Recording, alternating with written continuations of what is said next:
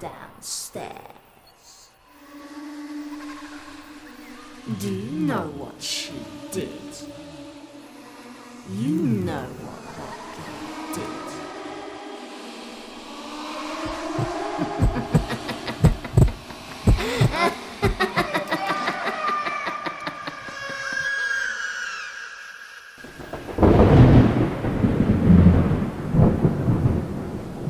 Hey guys, what is going on? And welcome back to my final review of my Halloween Horror Reviews 2020. I cannot believe we're at the final video of this month. Now, before I continue, I just want to say, and I know I'm going to say this later on at the end of the video, but seriously, thank you all so much for tuning in, because I know that these videos haven't gotten nearly as many views. Let's say if I did a review on, let's say, Complay, to which I do plan on seeing that sometime next week, do not worry. But even though I know these videos didn't get nearly as many views, I've had a great time talking about horror films with you guys. For the final review of my Halloween Horror Reviews 2020, I'm going to be talking to you guys about a film that I finally saw this year after I've put it off for so many years. And today's review, I'm going to be talking to you guys about the badass psychological horror investigative mystery, but also it being a really bloody slasher flick when it needs to be, and that is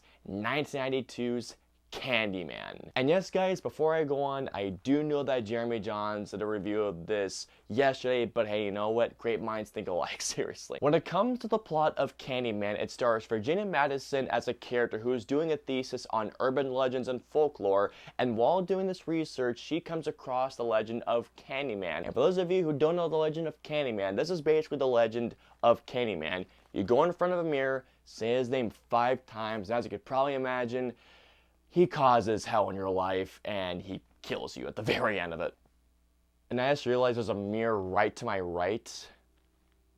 Yeah, hell no, I'm not saying. Alrighty guys, so let's get into Candyman.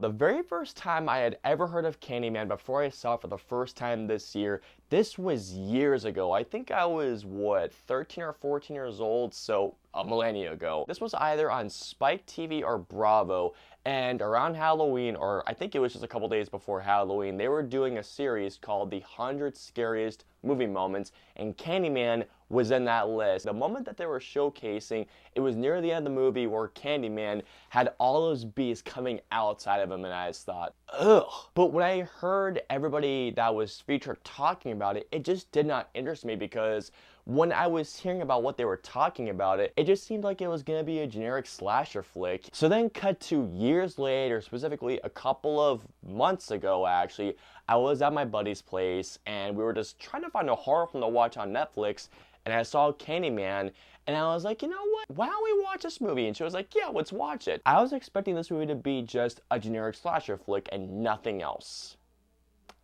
Boy, was I dead wrong. Candyman is more than just a run-of-the-mill slasher flick. This is a movie that, if you all know me personally, especially my closest family and friends, I am a sucker when it comes to urban legends and folklore.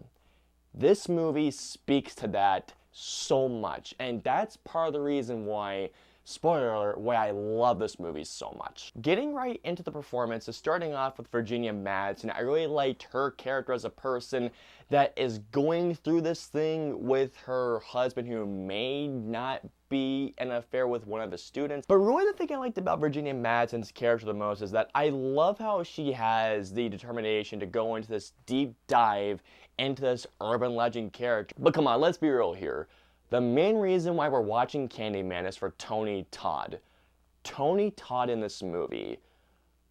Oh my God. Tony Todd doesn't have the most screen time, but when he is on screen, he is freaking terrifying to say the least. Even when he's off screen, you can feel his presence throughout this movie, even with the score, to which, oh my God, the score, I'll talk to you guys on about a little bit. Even throughout the film, you can just feel him within the film's atmosphere. That's how good Tony Todd is. But when you hear him speak, what I love about his performance is that, now, I don't know if it's just Tony Todd as a person, the way how he talks, but Tony Todd has such a soothing voice, and what makes this brilliant is that when he talks, he feels like he's able to, make you trust him, But since it's the Candyman, he's able to soothe you before, of course, he probably kills you. And not just to mention, I love the costume design of Candyman so much. What makes me love the Candyman story in this is that it reminds me of the Bloody Mary urban legend.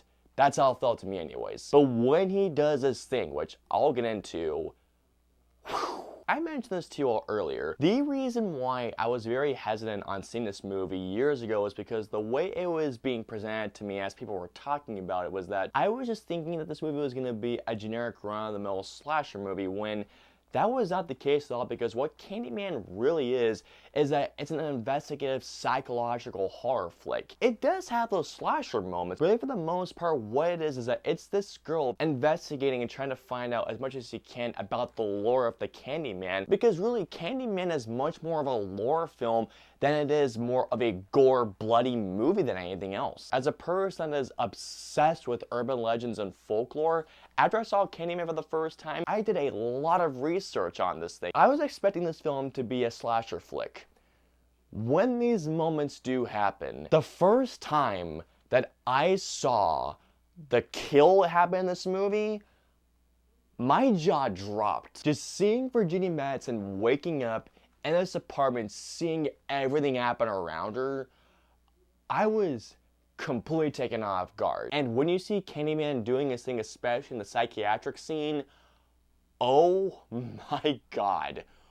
Whoa. The music. Oh my god. The music of Candyman. I loved how they did this church-like choir music, because since Candyman is an urban legend, it almost comes off as like a hellish type of music to it. How it comes off, especially during the more grisly scenes, it gives me goosebumps every time I see it. From moment one, Candyman is completely unpredictable from start to finish. I couldn't tell you guys what was going to happen throughout this movie whatsoever, and not to mention this movie is really fast-paced. It doesn't even feel like an hour and a half whatsoever. One more thing that I have to talk about when it comes to Candyman is the ending. Now, I don't want to give away too much, but let me just say this. If any of you out there are as big of fans as the Bloody Mary urban legend as myself, you will love where this ending goes. I was just thinking, okay, that is amazing. And then the final sequence, just badass. I really have no issues with Candyman whatsoever.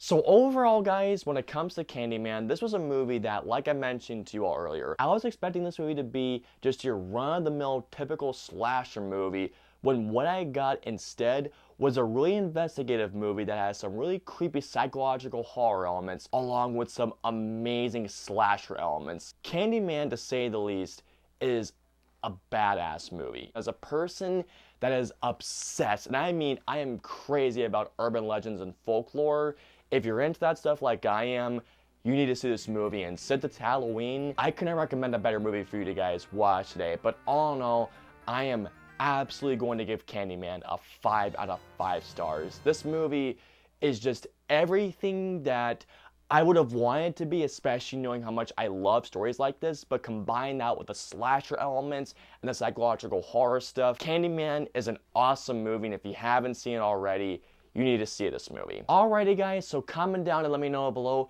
what is your favorite urban legend or folklore of all time? Let me know below. If you guys want to follow me on social media, I'm on Facebook, Twitter, Instagram, and Twitch. I'm also on Snapchat and Stardust. So if y'all want to follow me on all those social media platforms, all the links and the usernames are in the description below. And with that being said, guys, that is going to conclude my Halloween Horror Reviews 2020. I mentioned this to you guys earlier, but thank you all so much once again for tuning into all of my horror reviews. I think it's a great time talking about horror films either way like, or horror films that I absolutely love this month. If you all want to see this come back next year, please hit that like button, also subscribe, and don't forget to hit that notification bell whenever the latest video of mine goes live. If you guys want to see any of my previous 2 videos, please click either right there or there. And of course, until my next review, I will see you all next time. And also, guys, happy Halloween.